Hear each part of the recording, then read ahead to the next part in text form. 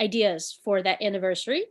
We have monthly lectures like this one, and they are on the third Wednesday of every month. They are currently over Zoom, and even when we return to in-person lectures, we will also continue to offer online streaming. They are open to the public and members alike, so invite everyone and anyone you know that would be interested to join the lectures. The lectures are from leading scientists, astronomers, and physicists. They are generally all about space and everything when you look up. We have an active group of members interested in all aspects of astronomy. We have from beginner basics that don't own a telescope to people with their doctorate and masters in astronomy. So everyone is welcome. We have about 45 outreach events every year, including these events. And if you have any questions about the SFAA, feel free to ask any of the board members. A lot of us are on tonight, or ask me. I would be happy to try to answer those. And then a couple upcoming events. Our Vice President, Bill Kircher, is working on an Observing Basics classes. That series will start in mid-March. Is that correct, Bill? Probably the last week of March, Jessica. We're still working out the dates, okay. Thank you. Something like that. We've seen, as the board, we've seen a preview of the syllabus, and it looks fantastic. We're very excited about that. That will be offered online as well. And just all of our star parties, as you know, are still on hold because of the pandemic, but we can recommend that the parade grounds in the Presidio are a fantastic location, and they have it's pretty dark sky for San Francisco. So if you would like to gather with some other telescope owning friends, or with friends in a telescope at the parade grounds, that would be great. It's not a sanctioned SFAA event. And once we get Mount Tam star parties back online, we will let you know. Right now, we are in a holding pattern with the state parks. And then talking about the very sort of the far future, on April 8th, 2024 is the 2024 North American solar eclipse. And the board is talking about doing another trip like they did for the last North American solar eclipse. Mm-hmm. So if any members are interested in helping plan that, please reach out to any of the board members, or just myself if you don't know any board members, and we would be happy to take any tips or help planning that event. It is a couple of years away, but as we know, those are popular events, so we want to start planning now.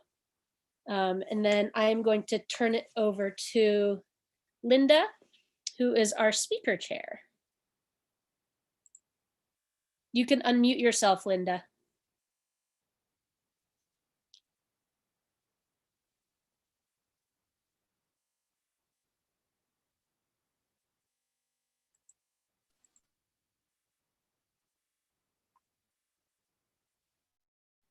You have to unmute yourself.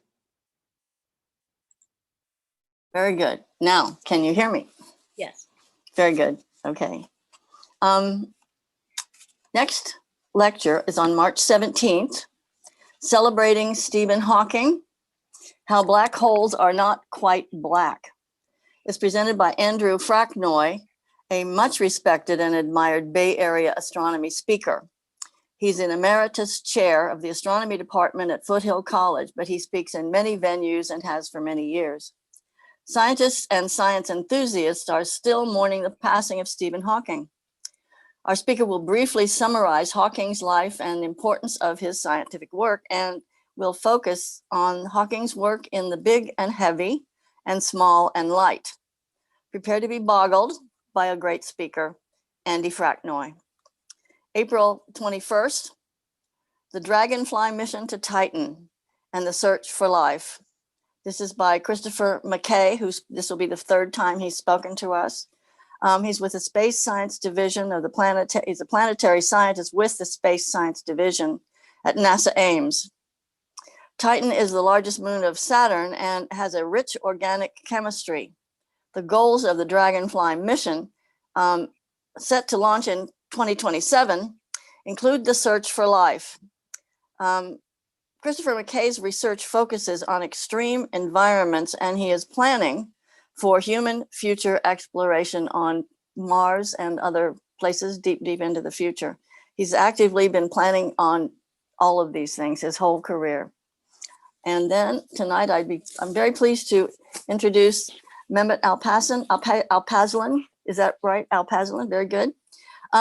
He was a postdoctoral research fellow within the NASA postdoctoral program based at NASA Ames Research Center. He subsequently worked as a postdoctoral researcher at NYU's Center for Cosmology and Particle Physics before moving out of academia last year.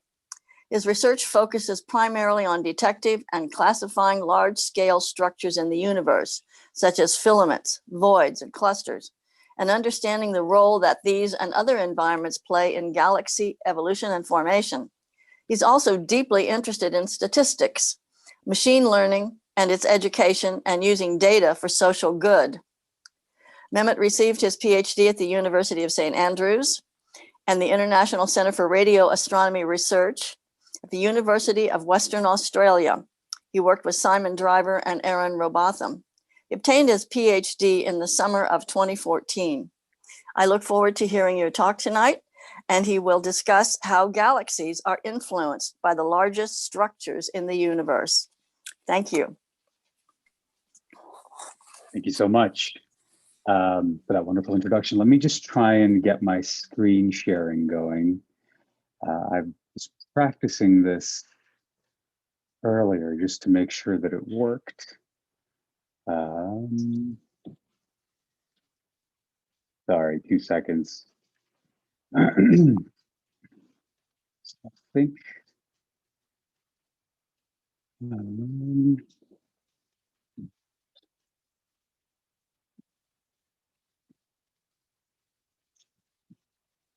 I apologize. I was trying to get this to work earlier. In the meantime, I'll just say that I'm very honored to be invited to come and give this talk, particularly now that I've heard that Andrew Bracknell is speaking next month, because I remember listening to him on KQED all the time back when we lived in the Bay Area. And that was wonderful. So it's really nice to hear, that he's still working in that field. Now, I had my presentation set up on the main screen. So I'm going to try and share Keynote here. Please let me know if this stops working once I hit the play screen. Are you still able to see the full screen presentation? Yeah. Okay, great. And then hopefully if I get this to start, we'll get going. So if there's any issues in any point technically, please let me know. Please interrupt me, wave your hand or anything like that. So under normal circumstances, I'd love taking questions during talks, but I think in this case, just due to everything being online, feel free to just write down your question in the chat and I'll get to it as soon as we reach the end of the talk. And I also apologize if my dogs make a little bit of noise. Let's get started. So hello, my name is Mehmet Alpazlan. I worked at NASA for a few years from 2014 to 2017. Had a great time there as part of the NASA postdoctoral program. And the research that I'm telling you about today is the research that I essentially started during my PhD, continued at NASA, continued at NYU, and even though I have left academia, we're still publishing some of these results. So I somehow, I seem to have left astronomy, but astronomy seems to continue to follow me, which I'm very happy about. I've tried to pitch this talk at a very general audience level, so I've tried to avoid equations and things of that nature. But if there's any point where you'd be more interested in finding out some of the nitty-gritty of what I'm talking about, again, please feel free to ask. I'd love to go into as much detail as necessary. And just a very last point, my name is on these slides, but the work that I'm discussing here really is a huge team effort. There was over 50 to 100 of us working within some of these large research consortia on getting all of these results that I've used, both from people who were operating the telescope to people who were writing software to analyze all of this data. So really, this has been all part of a very large team effort. primarily through the Galaxy and Mass Assembly Research Consortium, often what we call GAMA, as well as the Sloan Digital Sky Survey, or SDSS. With all that said, I'll get started.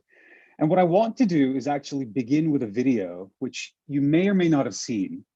You can find this on YouTube. It's called The Known Universe. And it was made by the American Museum of Natural History. And I find that this video is very useful for setting up a sense of just what scales we're talking about here.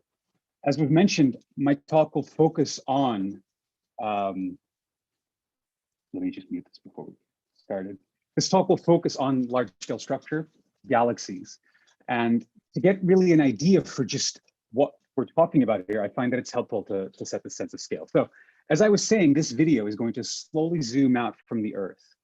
And everything you see here is real data. So the positions of the stars in the background are all based on where those stars ought to be. The satellite imagery or viewing of the Earth here, where we're sort of slowly rising over the Tibetan Plateau. Again, satellite footage.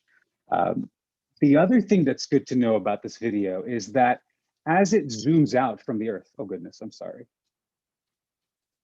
I knew this would happen. Let me fast forward.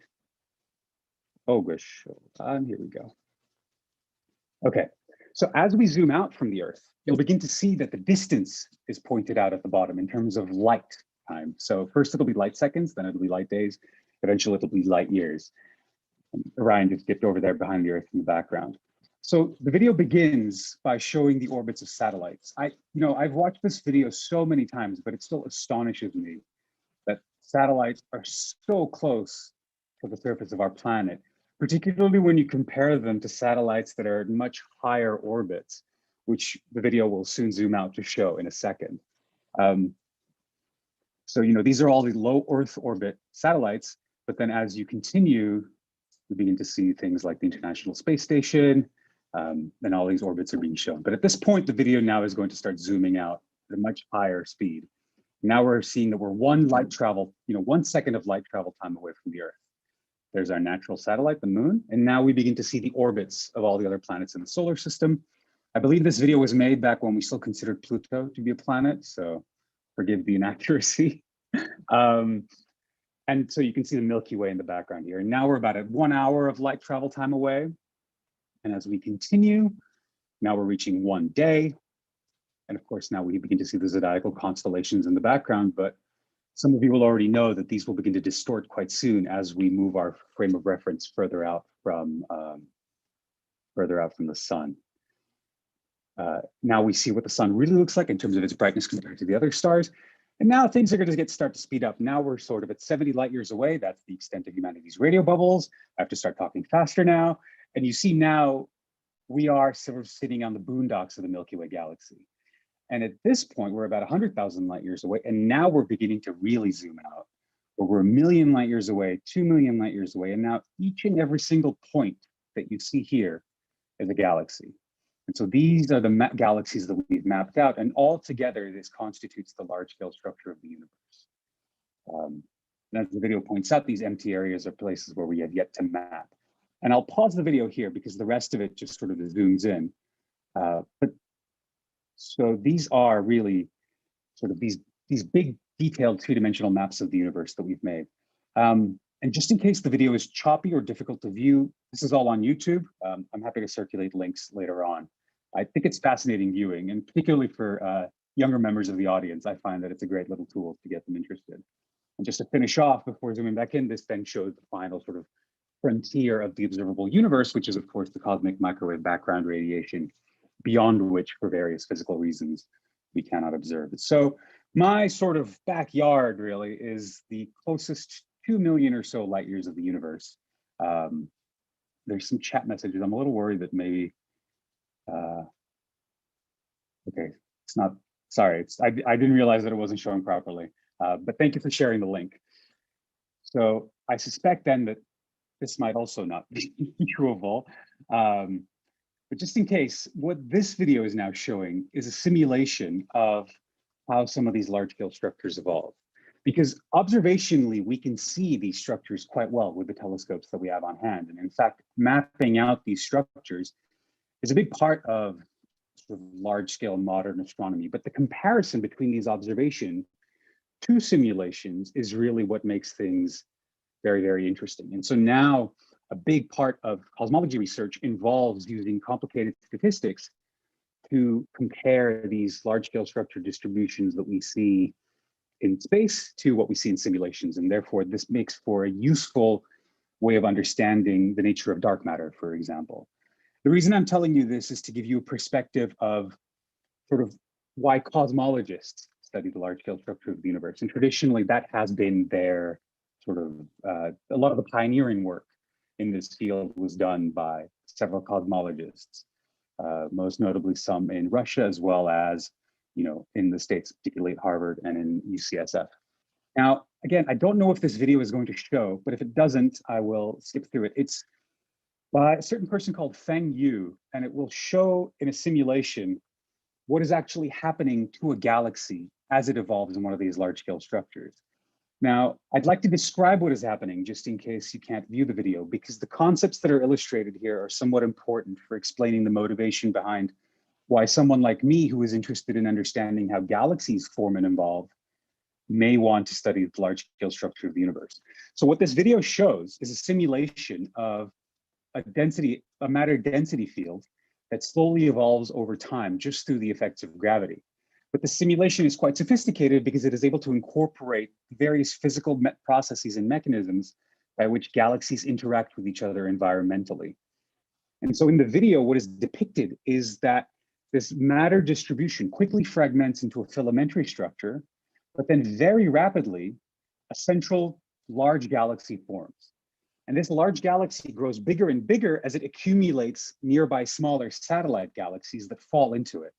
And so you can kind of think of this as like, water pouring down a sink, where the central sort of well is getting bigger and bigger and bigger.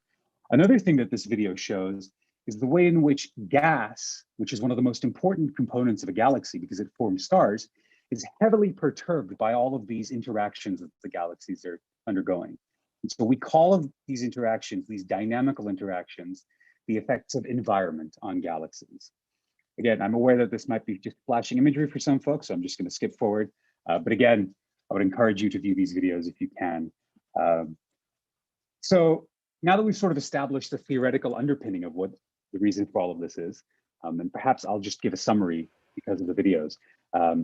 It's really that galaxies... Go off because we're hearing the music of it.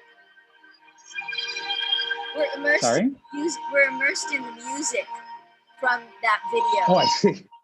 Yeah, it's good music. Yes, so, the fundamental idea behind studying all of this is that if we study the evolution and formation of galaxies and don't factor in the local density of galaxies, that is to say, how many neighbors does a galaxy have within the 10 nearest megaparsecs, for example? That measure of density, it turns out, is hugely important for determining some of the other properties of galaxies. So for example, we find that elliptical galaxies, which typically contain old populations of stars and are no longer forming new stars, we typically find these galaxies in very dense environments where they have several neighbors. Conversely, we tend to find galaxies with large spiral arms in less dense regions, where they will have fewer neighbors, or they themselves may be the satellite of a larger elliptical galaxy. What's fascinating is that if we run simulations of galaxy evolution, we cannot replicate the observed distribution of galaxy properties without factoring in some physics that explains these environmental interactions. So I'll be talking a lot about environment throughout this talk. And that's really what I'm referring to, is essentially a galaxy's neighborhood, how many neighbors it has. And so to do this, of course, we have to go observing. And I love showing this figure because it's from 1986 by some folks over at the Center for Astrophysics at Harvard. And see, what you're seeing here is sort of a top-down view of a narrow slice of the universe, where we in Earth are at the bottom of the cone. And this sort of vertical axis here represents distance. You'll see that it's actually given in terms of units of speed or velocity. That's because what is being measured here is the distance at which the galaxies are moving away from us. And from that, we can actually compute their distance. And I'm sure this is not necessary for me to say, given this audience, but in case someone is unfamiliar, these numbers here along the top are the right ascension of the galaxies. And so it's essentially a horizontal view. What I love about this is that it took them months of data gathering to make this image. And it was famously referred to as the CFA stickman, primarily because of this figure here in the middle that some people said, you know, looks kind of like a person. What's wonderful about this is that, you know, these days we can observe that much data in maybe 1 or 2 hours. And so now we begin to build these majestic maps of the universe, which, you know, captured my imagination as a 15-year-old to the degree where I actually studied this, you know, as a big part of my life. What you're seeing here is another map of the large-scale structure of the universe, this time from the Sloan Digital Sky Survey. Again, this is a top-down view of a slice of the universe, where the color coding of each point represents how many galaxies are lined up along the line of sight. Again, from a top-down point of view. So you can think of the red regions as places where there are just lots and lots of galaxies, whereas the green points are regions where there are slightly fewer ones. Each point, once again, is a galaxy. And this really, I think, is an iconic image of the so-called large-scale structure of the universe, which often is also referred to as the cosmic web, pretty much because it kind of looks like a spider web, although it's been pointed out to me that it looks like the connections between neurons in the brain, which I think is fascinating. But so what we're seeing here is that the distribution of galaxies in the universe is highly non-random. More importantly, we see that galaxies tend to cluster in very, very dense regions, which are then connected to other clusters by long, narrow linear structures that we call filaments. And these filaments, clusters, and the walls that they all form act as regions of sort of high density in comparison to much emptier regions that we call voids. And so it's interesting to ask ourselves, well, if we have established using solid physics that galaxies are influenced by how many neighbors they have, then it stands to reason that we should ask ourselves if galaxies in filaments and clusters are in any meaningful way different to galaxies in voids. And that really forms a large part of the work that I've undertaken over the last few years, much of which was done at the Anglo-Australian Telescope. There's another video here. I'm so sorry. I will skip this. It's just a video showing how this telescope works. It's a very fascinating instrument. What it's actually able to do is simultaneously observe several different galaxies all at one time by virtue of the fact that there's a magnetic plate on the telescope that's about 2 degrees in size, or rather it occupies 2 degrees of the night sky. And what a robot does is it actually goes through and picks up tiny little fiber optic detectors and places them on this magnetic plate such that every single fiber optic cable will line up to a galaxy when it's turned around and exposed to the sky. And so in this way, we were able to observe 400 galaxies at once. It's down in Australia. I have spent, gosh, 35 nights in this dome. Anyway, I know the video is probably choppy, so I will move on. But this telescope is a workhorse. And one of the reasons I like showing this video and some of the images that I'll show in a minute is because sometimes I think these talks focus maybe a little bit too much on results and data and not a lot on sort of how scientists work and get their work done. And I like sharing that part of it. This is another video that shows some of the technology behind these fiber positioning systems, which is very interesting. And there's another video that's showing the same here. But again, due to the choppiness, I will refrain from having you sit through these. Now, everything comes down to a set of spectrographs that sit at the bottom of the telescope. Here you can see the blue arm and the red arm of the spectrograph. And this is a photo I actually took myself when I was there. They let us down into the bowels of this telescope and we got to poke around, but we were told, expressly not to touch anything. And so all of these fiber optic cables feed that light to these spectrographs. And so using these instruments, we're able to take spectra of the galaxies. For those of you who may not be familiar with what a spectrum is, it's essentially measuring the composition of light that comes from an object in space. So rather than getting an image of a galaxy, instead we get some data that tell us about the chemical abundances of that galaxy, for example. We can use the spectrum to understand the stellar population of that galaxy, how massive it is, and many, many other details about its chemical composition, as well as its other physical composition. For example, how much dust it might have or how much gas it might contain. Now, if you want the most basic version of what a spectrum looks like, Pink Floyd album cover, where the light is coming through the prism and it splits into a rainbow, that's essentially a spectrum. So, that'll work. This is the control room of the telescope. That leftmost chair with the laptop behind it is my laptop. These are all pictures I took myself. I spent, again, many, many nights here. It's all high tech on this side, but this telescope was actually built in the 70s. So the control panel is pretty old fashioned, at least to me. I'm a millennial. Seeing all of these actual analog buttons was a little jarred at the first time. But of course, luckily, there's a lot of kangaroos to keep you distracted. Typically by the time you're done observing, the kangaroos are just waking up at dawn. And so they'll hungrily watch you carry your food back to your room if you haven't eaten it. They're all very nice. And then of course, there's a little sign here that says quiet astronomer sleeping, during the day, it's a tourist location, so on and so forth. And so this final view is representing sort of a three-dimensional view of the sections of the universe that we have mapped out so far. These are all color-coded by the different scientific consortia that have collected the data. So for example, this big green cloud of points you'll see is the Sloan Digital Sky Survey, sort of covers a very wide sweeping area, whereas there are also what we call pencil beam surveys that go out to much bigger distances, but cover a more narrow area. And this is all because of the fact that you have to take into consideration sort of an efficiency argument. The wider your survey is, the longer it'll take, and the less time you will have to observe every single galaxy, which means that you will not be able to see faint galaxies, compared to a pencil beam survey where you will likely be able to observe faint galaxies that are far away for long enough to be able to detect them, but won't have the time to scan large chunks of the sky. But really the idea here is that we are slowly building up to getting this detailed understanding of what these galaxies behave and how they look like. And so this is an example of a spectrum. I have looked at so many of these that if I close my eyes, I think I see a spectrum etched into the back of my retina. Because this graph contains just a staggering amount of information on galaxies or on a particular individual galaxy. So what you're seeing here is essentially the flux along the y-axis, which shows the intensity of light, how much light we're receiving, as a function of the wavelength of that light. And so there are certain chemical elements whose frequencies are known based on experimenting with them on the lab.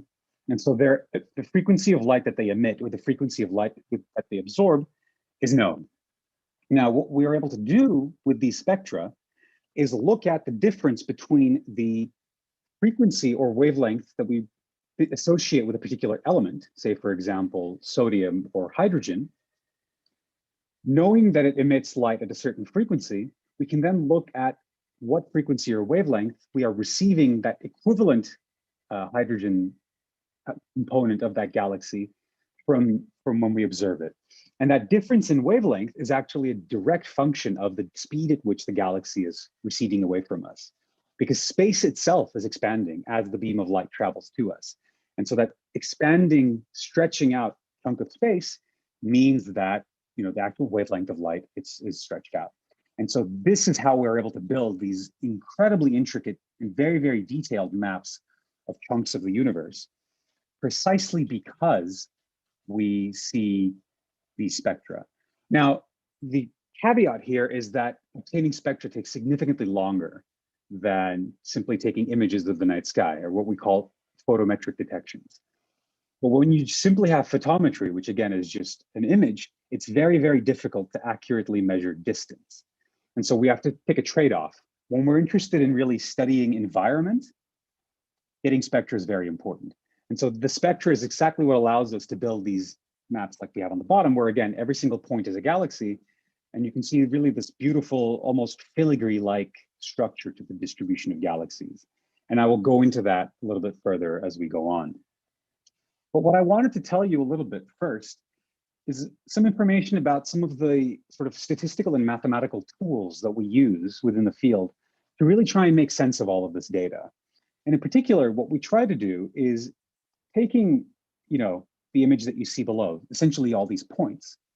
What we try to do is to detect regions of space where we see these linear structures and where we see these clusters in a way that is both objective and reproducible. And so this is typically done in algorithms that fall into two main categories. The first is a density field. And so a density field, you can kind of think of it as when you take an image and you blur it out, for example. Or in my case, if I take off my glasses, everything becomes blurry. But what I can still see is that there are regions where there is, for example, more color. And so I can tell that there's something dark there. I'm very short-sighted, I'm sorry. We can do something similar with galaxies. We can take a distribution of points and we can use something like a filter, a Gaussian filter, to smooth that distribution out. And from there, build essentially a map that shows the density of galaxies at a certain point in the universe. That density map can then be interpreted using various interesting mathematical tools, some of which are called, for example, Hessian matrices, if you're into that kind of thing, to look at sort of the composition of matter. So for example, in a density field, if you are in the middle of a cluster, what you will find is that the density of galaxies drops in all directions around you. Because remember, you're in a cluster. If you leave the cluster, you're going into an emptier region. If, however, the density of galaxies is roughly constant in one direction, that likely means you're in a filament, and so on and so forth. And so using these inferential arguments, we're able to reproduce these maps. And the image on the left shows the result of one such algorithm applied to data, where you can see these lines tracing out this large-scale structure.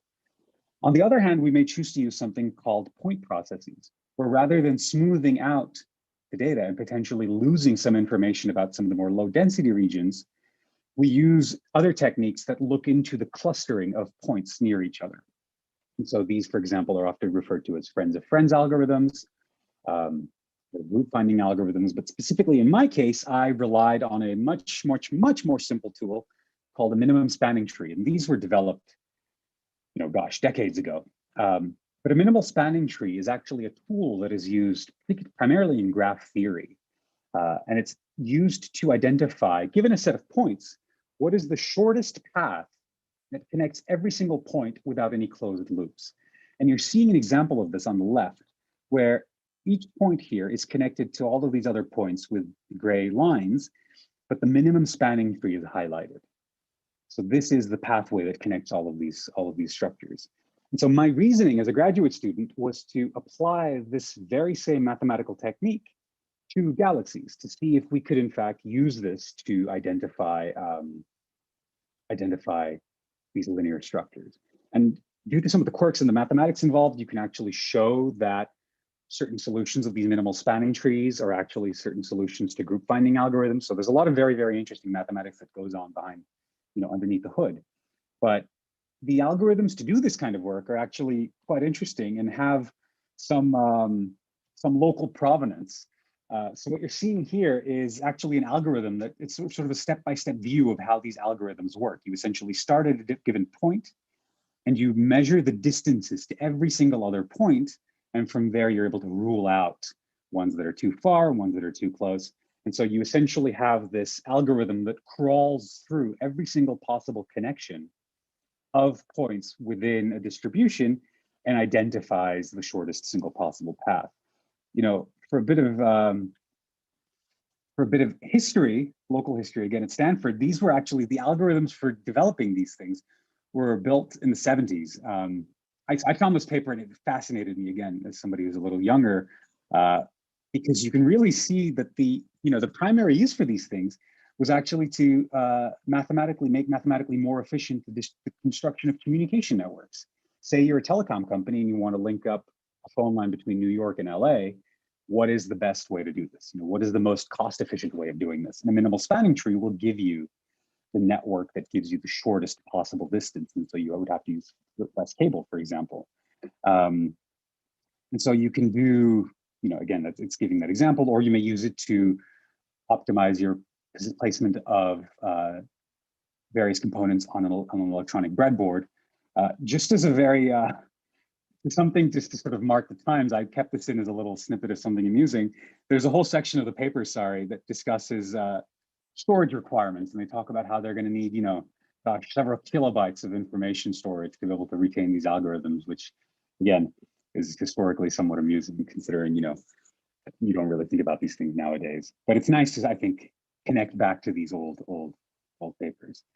Now, I'm not going to go into some of the detail about how exactly this is done, but the end result of applying these kinds of algorithms results in these beautiful maps of the large-scale structure of the universe that I was able to create, again, as a graduate student, using data from the Galaxy and Mass Assembly Survey. And so what we did in Gamma is, essentially observe three conical chunks of sky. And so again, these are overhead views of these portions of the universe. So along the y-axis over here, we are going out in distance. Now I'm showing the redshift measurement of the galaxy distance. This redshift number refers to the difference between the observed wavelength of a particular element and its rest frame wavelength. And so that's how we're able to calculate distances. And so you'll see that we're sort of looking at about 12 degrees along the right ascension for each of these cones. And along the line of sight, top to bottom, we're looking at about 5 degrees in declination. And these are all equatorial fields. For those of you who are curious, they are centered at 9 hours, 12 hours, and 15 hours, hence where they get their names. What I'd like to draw your attention to is all the different colored points. What my algorithm did was identify different components of this large-scale structure. So we expected to discover certain things that we discovered, which are really that these cyan and blue points, which are galaxies that are in the most dense regions of space. These are either groups of galaxies that are part of a filament or a cluster, or galaxies that are associated with these filaments. So what you'll see really is that there's a tendency for these blue points to crowd around these light blue points. But what's actually underlying all of this is a substructure of linear distribution of galaxies that we dubbed tendrils. And this was actually a new observational discovery. This was something that had been predicted theoretically, but we were the first to get observational confirmation of the existence of these structures. And so these are, so for example, you're seeing here a network of tendrils that connects one filament to another. So if you look slightly to the right of where I drew that line, you can see that these tendrils form that bridge. And then of course, in between all of those, in these vast empty regions like these, in the voids, we see red points, which are galaxies that are extremely isolated, which is why I call them hyper-isolated galaxies. So the end result of all of this was that I was essentially able to build a catalog of environmental classifications for galaxies. Just to zoom in a little bit more, I want to be able to sort of highlight exactly what we're looking at here. This is now a zoomed in chunk of one of these cones where I've plotted those three populations separately in the first three panels, and then all of them sort of lined up on top of each other in the fourth panel. And so again, you can sort of see that these blue points are forming these real, almost skeletal backbones of the large scale structure of the universe. But if we take those out and examine what is left, we still see that these green points form linear structures. And in fact, I'm not showing it here, but in the paper, we applied very rigorous statistical measurements of linearity. And we're able to show, in fact, that these objects, these structures really are more linear than you would expect a random distribution of points to be. Whereas the voids that we show here, the void galaxies that we show here, which are the red points, are in fact almost randomly distributed. And so it's this property of linearity that we argued was what constituted these structures. I would point out, though, that I suspect that if we were to go back to these same fields of the universe and observe them again with a deeper telescope, gathering bigger and deeper data, we would probably find what would constitute to be a higher density region. You have to remember here that all of this data that we're looking at, we're always going to be missing some amount of the faint galaxies because our telescopes aren't perfect. We don't have an infinite amount of time to collect light from these galaxies. And so really we're observing the lighthouses, so to speak, while the sort of underlying more faint galaxies, which would be, you know, shoals, rocks, sandbanks, are not visible to us. And so in the text, I sort of described the algorithmic approach to this, in that we sort of build these minimal spanning tree links, and then any galaxy that's within a certain distance of those links is considered to be part of the filament. And then beyond that distance, they're either part of voids or they belong to these void substructures, which we call tendrils. Now, just to give you sort of a three-dimensional view of what that might look like, this is really what one of these sort of structures looks like. And now each of these points, again, is a separate galaxy. And so they form this very intricate network structure, which we actually sort of went through and analyzed the topology of and everything. Now, just as a brief aside, you may or may not know that at Ames, there is a 3D printing shop. It's called the Space Shop. Employees such as myself were able to go and use the instruments in there. Well, the most basic 3D printing for free. So I thought to myself, well, wouldn't it be like a really cool tool to actually 3D print one of these things and give it to people during talks so they can sort of really get a feel for the three-dimensional structure of these things. And so I went and I explained the problem, and all of the engineers in there said to me, that's not going to work. It's going to look terrible. These things don't 3D print that well. You know, this is too narrow of a structure. So I said, well, you know, I'm not going to listen to the engineers. I'm just going to go ahead and do it. And so this is what came out. Some kind of nightmare structure. I call it my nightmare roller coaster. Basically, that 3D structure, all of the 3D printing supports stayed. It looks like a mess. Moral of the story is listen to the engineers, because they often know better than you, at least in my case, me. But that's just a brief funny aside. Now, once we have all of this information, we can actually go on to do some very, very interesting studies.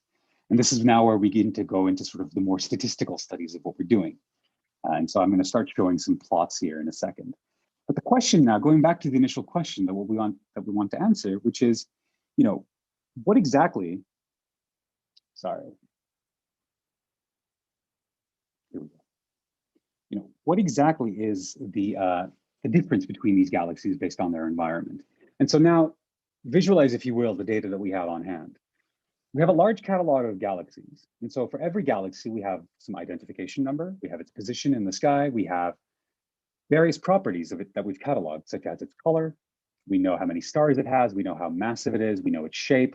We know a whole plethora of properties for every single galaxy, to which now we can add its environmental classification. We can say this is a galaxy that's in a filament. This is a galaxy that's in a tendril. This is a galaxy that's in a void, and so on and so forth.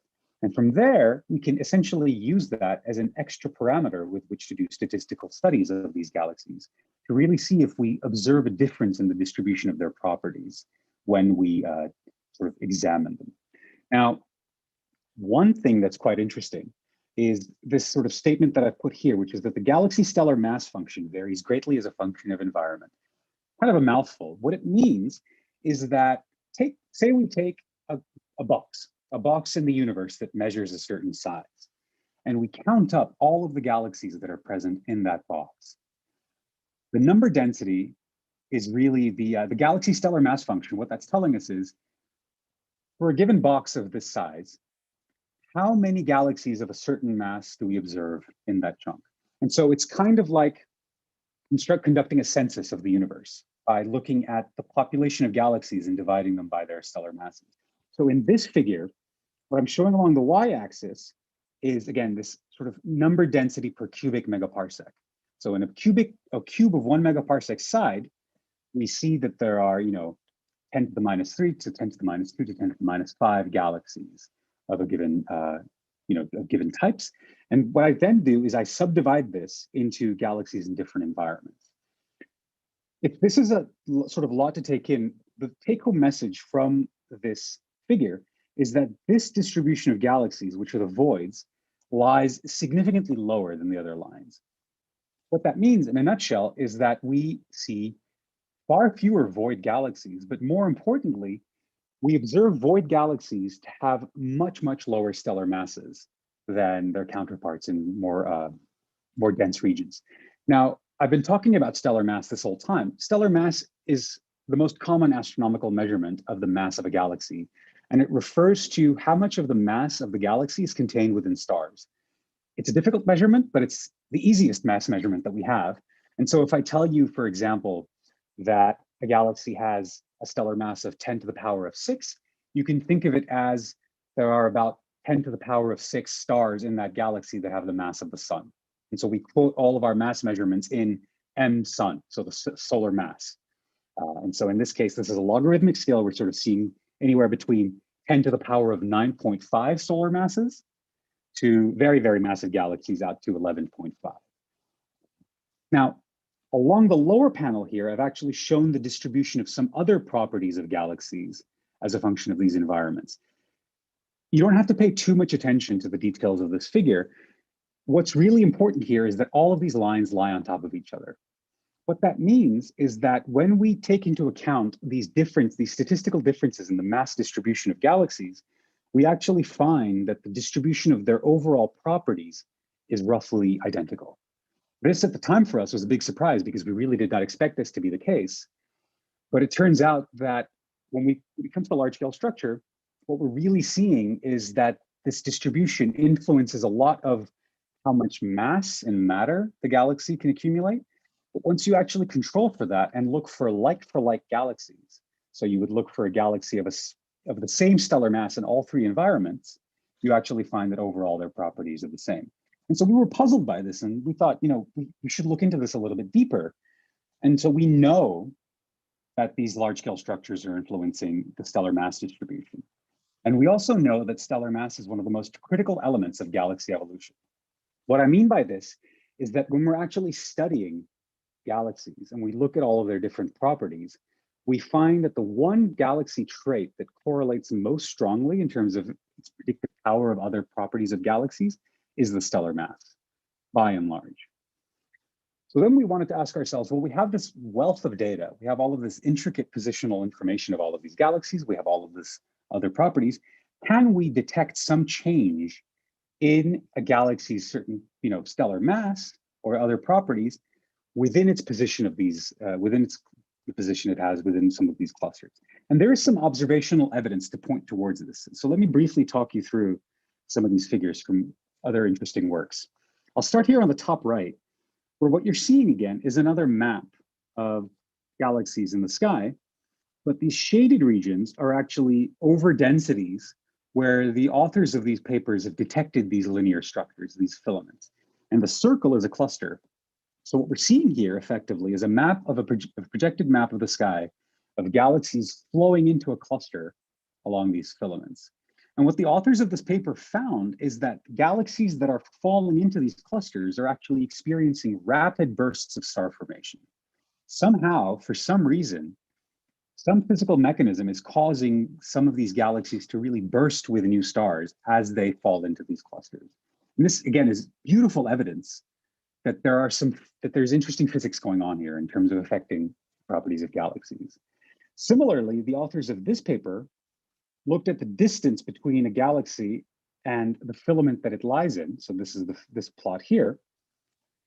And they looked at the temperature and the abundance of gas in that galaxy. So this vertical line here, which is the virial radius, this is a term that we use to describe, so first approximation, the physical boundary of some galaxies, or rather, it's one measurement of a physical boundary of a galaxy. And you can see here that as we get further and further away from the center of the galaxy, the amount of cold gas that we find in a given galaxy drops sharply. What this means is that as the galaxy is collapsing into a closer other satellite galaxy, it actually accumulates more gas. And this gas actually is the fuel for star formation. And so there is some argument here. We're beginning to construct an argument that says, we detect galaxies forming stars as they fall into clusters. We see evidence that the fuel that's used for star formation is actually changing as a function of this distance. And finally, in this last plot, we're looking at something called the number density of H-alpha emitters. Now, this is just a technical term to mean galaxies that are forming stars. So how many galaxies that are forming stars do we detect in different environmental regions? And so again, the authors here show that galaxies that are in filaments typically have a higher number density of star-forming galaxies compared to galaxies that are in the field, which is another way of referring to sort of void empty regions, and galaxies that are in clusters. Now, remember what I talked about at the start of the session. I was saying that we typically find elliptical galaxies that have old stellar populations that are no longer forming stars. We typically find these at the centers of galaxy groups, and they're often surrounded by satellite galaxies where we see a lot of star formation. This really seems to be backing up the other figures that I've showed here, where again, we have detection of star formation as galaxies fall through these filaments. What's interesting is that we see a significant drop-off in star-forming galaxies, as we go further from these filaments and clusters and go into empty regions. So what this suggests is that as a galaxy migrates through the power of gravity from its sort of empty, suburb, and is falling into city center, which is the cluster, it experiences some kind of physical transformation as it travels through these highways wherein it's forming new stars. Having driven up and down the 101 way too many times, I think of it as, the longer I sit in the car on the freeway, the angrier and angrier I get, and the more tense and tense I get. But then when I'm at home or when I get to the office, I calm down. It's that same kind of idea. Maybe that's a bit of a hackneyed illusion, but I don't know. I won't miss the traffic. Anyway, what we were able to show really is that as galaxies travel linearly along these filaments, so now I'm showing you a sort of a cross section of a filament, which you might think of as a cylinder, where a cluster is at the center of it. As galaxies travel linearly in parallel to these filaments, we did not detect any change in their star formation and rate and stellar mass properties. However, we did see a strong statistical evidence pointing towards the fact that galaxies, as they collapse radially onto these filaments, they do actually experience a suppression of their star formation rates, and they change dramatically in mass as well. And so this is, again, observational proof that backs up this idea that the dynamics of what is going on in these dense regions of space is having a direct impact on the behavior of these galaxies. Now, we published this paper, and then this is just a beautiful moment of science. Serendipitously, another paper by a completely different set of authors, we only used theoretical predictions, came out and explained the theoretical underpinning of what we detected almost perfectly. So this was a paper in 2016 by Miguel Aragon Calvo and collaborators, and they posited something called the cosmic web detachment model, where they argued that galaxies, essentially when they're on their own, are able to accrete cold gas until they experience a so-called violent detachment from this cold gas stream as they migrate from these empty regions into more dense regions. Just to pause for a second here, I'd like to explain a little bit about the physics of gas and how galaxies accumulate gas. When we talk about cold and hot gas, what I'm referring to really is the average speed at which gas particles move in space. When a gas is cold, its particles have much less kinetic energy, which means that they're whizzing about at a much slower pace, compared to gas that's hot, where the individual gas particles have a much higher amount of kinetic energy and therefore are moving at much higher speeds. Then it just becomes orbital mechanics. If you have a galaxy that's surrounded by cold gas, that means that the gravitational pull of that galaxy will have a much easier time pulling those cold gas particles into the galaxy. Those cold gas particles are then compressed and they begin to form new stars. Compare that to a region with hot gas. Now this gas is moving at much higher rates. It's moving at much higher speeds because of its temperature. It's been sort of stirred up in a pot, which means that the galaxy's gravitational pull often isn't strong enough to overcome the inherent velocity of these gas particles and therefore stop them in their tracks and move them in. It's very similar to the concept of sort of orbital mechanics. If you want to be able to get something to move away from the Earth's orbit, or the pull of Earth's orbit, you have to push it at great speed. It's the inverse idea. So what we're arguing here is that galaxies that are lying in these voids have a fairly placid environment where this cold gas can fall in on them calmly and can be used to form new stars. That's represented here by this vignette, where we're seeing sort of this blue spiral galaxy represented by blue arms. Blue is typically the color that's associated with young stars. And so the galaxy is forming new stars. It travels along this path and it reaches the shaded area, which the authors call the multi-streaming region, but you can kind of think of it as the river rapids, right? You sort of go from the tranquil creek, you go to the river rapids, and all of a sudden you're cut off from whatever supplies you were using. So in this case, this cold gas stream is cut off from the galaxy. What ends up happening is at the core of the galaxy, those stellar populations begin to grow old and go red, which is depicted here in the diagram. And the stellar population in the arms begins to age as well. And that's what's represented by the green. Finally, when the galaxy fully crosses into this region, we say that it is quenched, which means it is no longer forming stars. And so this mechanism is proposed to explain what's going on. And so the authors offer a variety of simulations and schematics to really show this off. So in the top right here, what they're showing is a density field in space that's evolving over time in one of their simulations. And you see here that sort of the distribution of points in the spatial field becomes much, much more clustered and chaotic. And so those, especially in the far right panel, where you see that sort of very thick, large central region, that would be what's referred to as one of these multi-streaming regions, where there's just a lot of matter, there's a lot of gravity, there's a lot of galaxies, and everything that's sort of in there is stirred up and moving very quickly compared to the less dense regions where you would experience less of this. And along the bottom, they're sort of showing another schematic of this web interaction, where again, the galaxy is accumulating gas, and then it is detached from the filament, from the gas as it crosses through the filament. So what does this all mean? We tie this all together, and this leads me to some of the work that I did at NYU and is still ongoing. And I'm afraid that this is where I will provide probably the least amount of technical detail, because a lot of the work that we do here goes into very detailed statistics, because we're looking for such hard to detect events and hard to detect effects that we have to be very careful with our selection of galaxies. But I'd be more than happy to get into the weeds if people are interested. But we now agree that sort of this environment, and particularly the dark matter that constitutes this environment, is one of the most influential factors that is affecting galaxy evolution. But of course, by its nature, dark matter is very difficult to observe. So we have to get creative and clever. What I've said here is that it requires a lot of expensive spectroscopic data. What I mean by expensive is I hark back to earlier in the talk when I was discussing the difference of obtaining galaxy spectra versus obtaining images. Spectra take much longer, but we're able to identify the positions of galaxies much more accurately with them. And of course, we haven't quite yet built a telescope that can observe dark matter.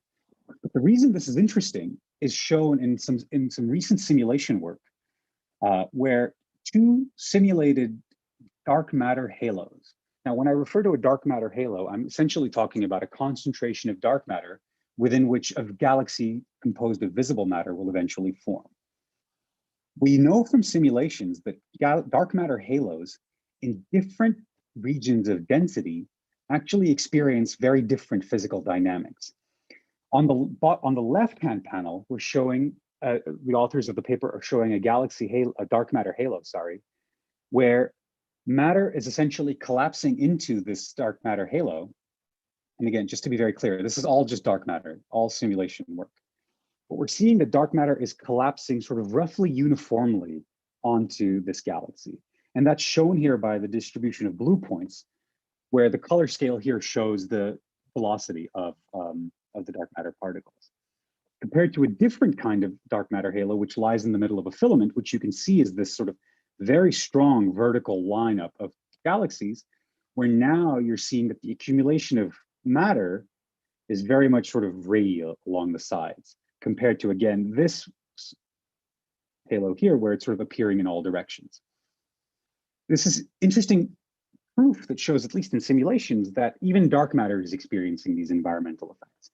And so it stands to reason that there should be some link between environment and dark matter distribution. And that's precisely what we ended up looking at NYU. And this, sort of opened up a can of worms of very interesting results that we're still publishing.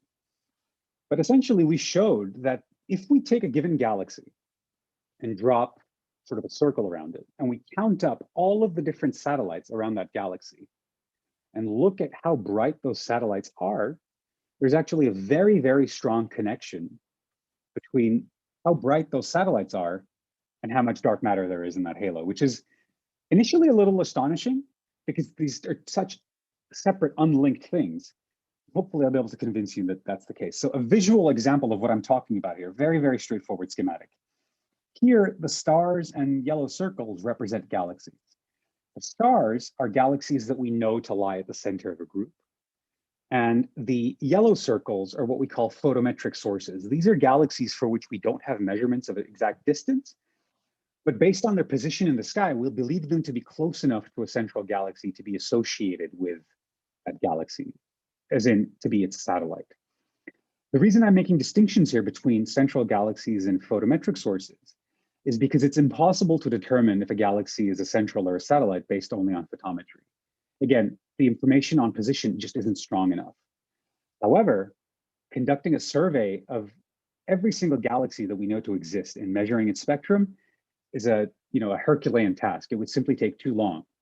So we have a sparse grid of galaxies whose positions we know very well, and we have this background imagery of galaxies that are thought to be associated with them. And so what we do here is around every single one of these central galaxies, we drop a circle of about 50 kiloparsecs, that's 50,000 parsecs. And for those of you who don't know, 1 parsec is 206,265 times the distance between the Earth and the Sun. That number is engraved in the back of my head. And yes, so essentially by tallying up this distribution of light, we're able to come to some very interesting conclusions.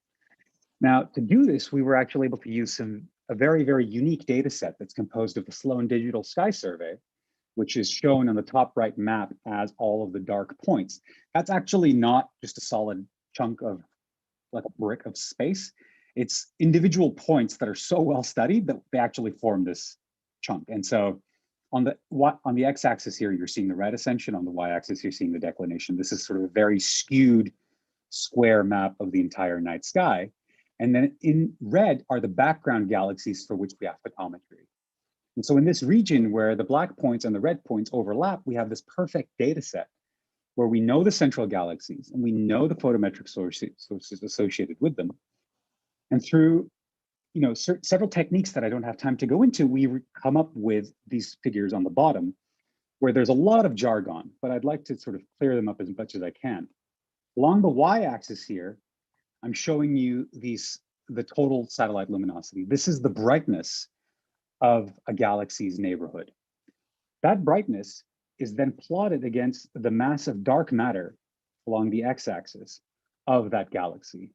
And we know, we have a rough measurement for this from various theoretical works, various simulation works. Really here we're building on the work of decades and decades of astronomers, establishing these connections before us. And this straight line here is showing us that there's a very tight correlation between the brightness of a galaxy's satellites and its halo mass. And this result really is, this was a very important result because it allowed us to form a connection between this unseen dark matter, which is very difficult to detect and very difficult to quantify, and very easily identifiable satellite galaxies. And so when we first published this, it gathered a fair bit of attention, particularly because this is a significantly easier way of measuring dark matter mass, but also for various reasons, we're able to measure dark matter halos to much lower masses than is possible with other techniques, which might involve looking at lensing of galaxies, for example. And so we then use these results to look into which galaxy properties are very correlated with luminosity. And so very, very gradually, we are beginning to get a much better understanding of the total dark matter budget of the universe. But more importantly, we're able to build detailed connections between galaxy properties and dark matter, which then translates to connections between galaxy properties and environment. This is very much ongoing work. And in fact, this is where I'm going to end things because this is all, again, like I said, ongoing work. We're still publishing this stuff. Very, very interesting results. It's all very exciting. And yes, just to sort of summarize, what I've told you about today is the intricate relationship between a galaxy and its environment. And often I'll say something like, no galaxy is an island. We simply cannot understand the physics that govern the formation and evolution of galaxies without taking into account the neighborhood that these galaxies exist in. Galaxies that are in dense regions are significantly different in terms of their observable properties to galaxies that are in emptier regions.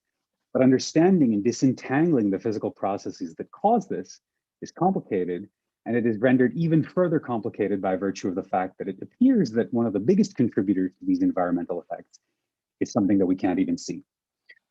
So this is a big open question. It's a very exciting time to be doing this. A lot of this work that I've talked about will be a big part of something called the DESI survey, which is a Department of Energy run galaxy survey that will actually be using some of these techniques that I've outlined here to get a much more detailed understanding of the distribution of dark matter in the universe.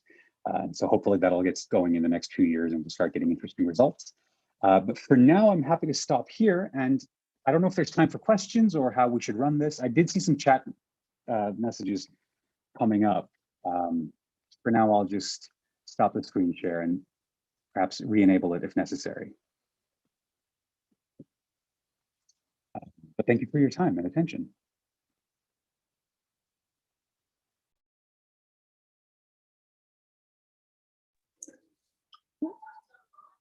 Well, I'll ask a question if I may. I enjoyed your talk, and I somewhere in the middle of the slides there was 3 or 4 slices of the density of mass. Yes.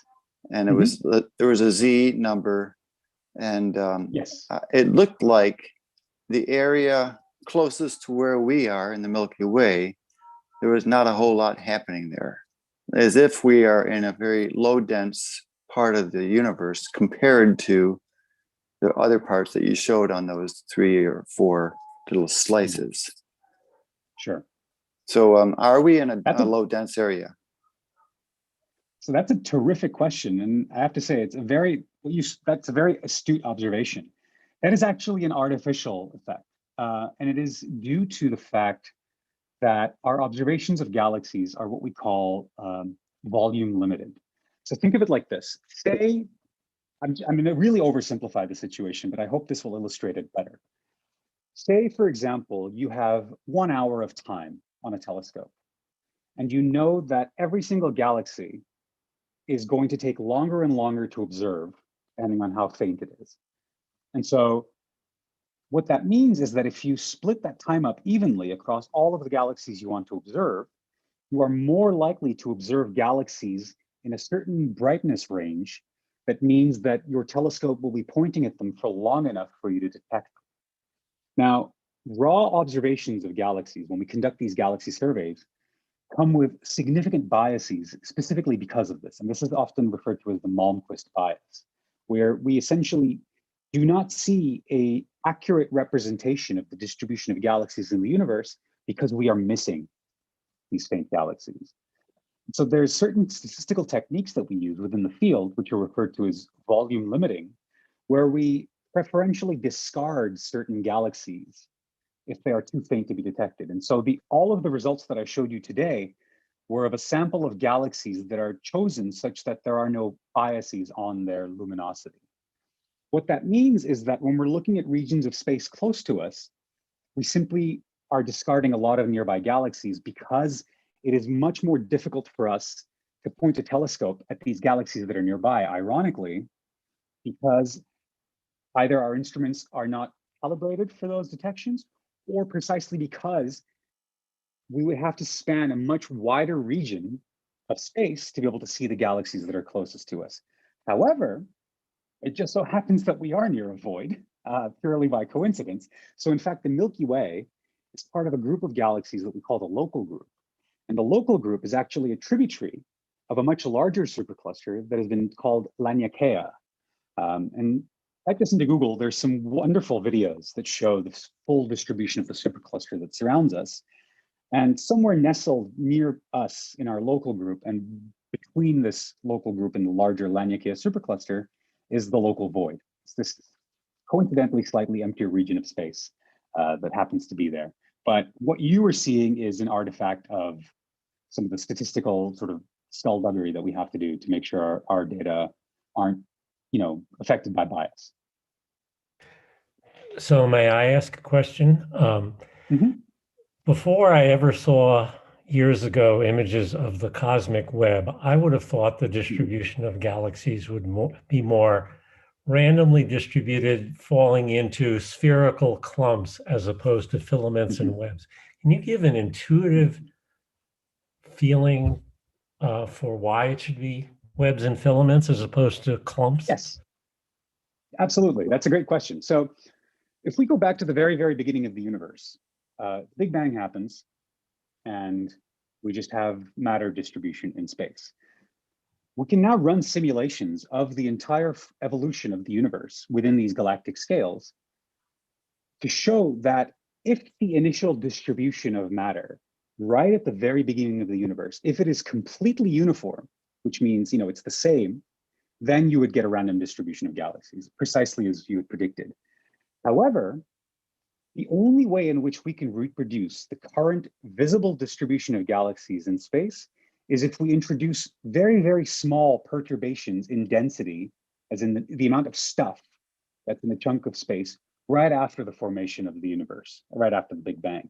And so those regions that contain slightly more matter will have more gravitational attraction, and they'll be able to pull in more stars and eventually galaxies. And these grow up to be the clusters.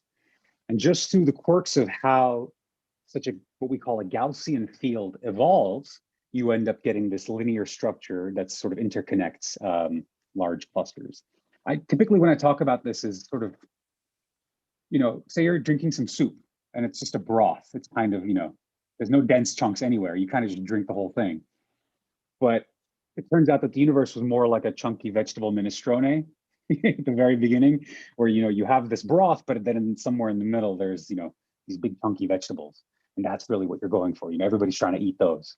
I like analogies, as you can Well, see, I can but that's understand really the idea. chunks, but I can't understand why the chunks become filaments as opposed to just bigger chunks. So what happens is you get this distribution that's often quite sheet-like. And so one of the really seminal works in this field was done by Zeldovich, a Russian theorist. And he posited this concept of what were called Zeldovich pancakes. So say, for example, you have two regions of space like this, and there happens to be a dense cluster. Say my head is the cluster. And these are two empty regions of space with some galaxies. This cluster will attract these spaces onto each other until they actually end up overlapping.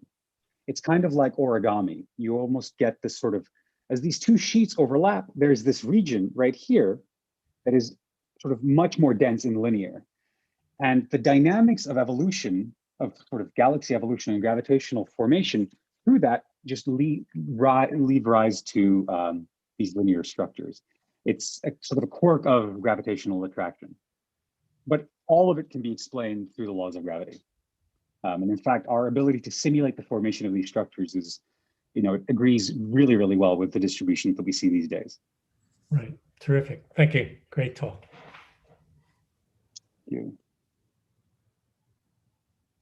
So there is one question I saw in the chat here that I wanted to address, because it's a very good question. How can we know that the satellite luminosity really correlates with the dark matter? Couldn't it be due to other unknown factors? And so the question is about whether or not there's hidden covariates in this correlation. And that's a very important question. And in fact, hidden covariates is something that puzzles and troubles us astronomers all of the time. And so one of the reasons in which we are able to sort of confidently make that prediction and that conclusion is because in the actual paper, we're very, very careful to only look at self-similar kinds of galaxies and how their satellite luminosity changes. So we essentially go through this process where we discard almost every single other hidden variable that there might be until we're only left with this dark matter halo mass. However, in the paper, we do go into some more detail because there is one other factor that does actually get entangled, which is how old the dark matter halo is. So that is actually a hidden covariate, but we have other ways of establishing that, of getting rid of that covariate. And that's essentially by looking at how certain galaxy properties change as a function of galaxy density. And the reference to the paper is my last name, Alpha-Slant et al. 2020. There's a couple there, but it's in there somewhere. I forget the name of the title, but there'll be something about total luminosity in the title. So I hope you enjoy that. But I'll just quickly scan through for any final questions. I know we're at time. But if I've missed anything, go ahead. I had a really brief offering for you if you come back to the Bay Area.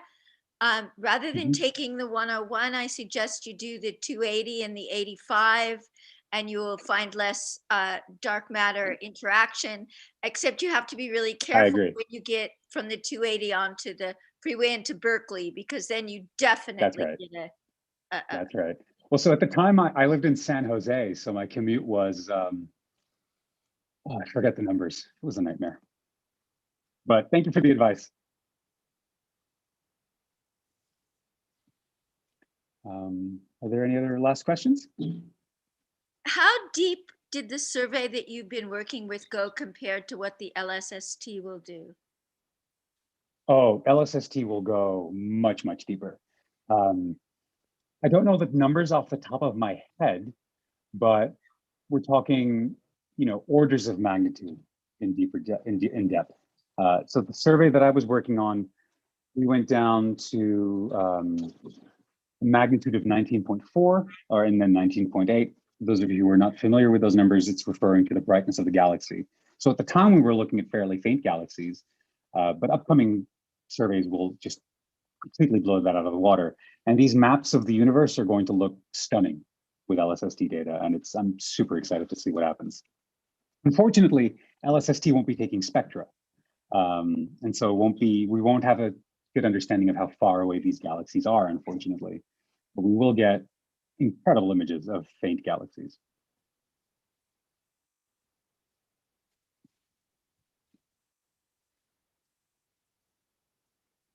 All right. Is there a flow direction to the filaments? Do they show a redshift? You know, we haven't been able to detect that really. We do know that matter in filaments tend to flow towards clusters, but at the same time, this is such a slow process that the individual velocity of galaxies as they travel along the filaments is essentially indetectable because it is overwritten almost entirely by the recession velocity of the universe. And so when we obtain a velocity signal from the galaxy spectrum, it is entirely dominated by the expansion of the universe. And the so-called proper motion of the galaxy, which is the speed at which the galaxy is moving inherent to its local frame of reference, is scrubbed out. Big open problem, but it's essentially intractable. You know, the laws of physics sadly conspire against us in this case.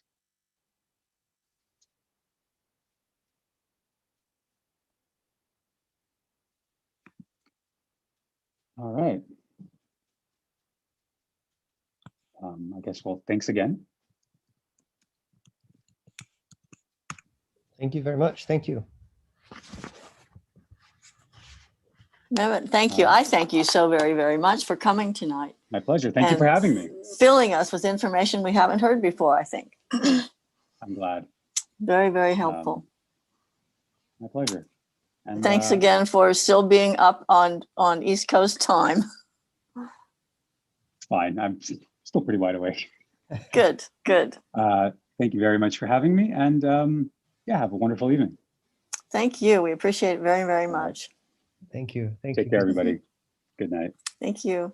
I shouldn't end the meeting for everybody, though. Leave the meeting.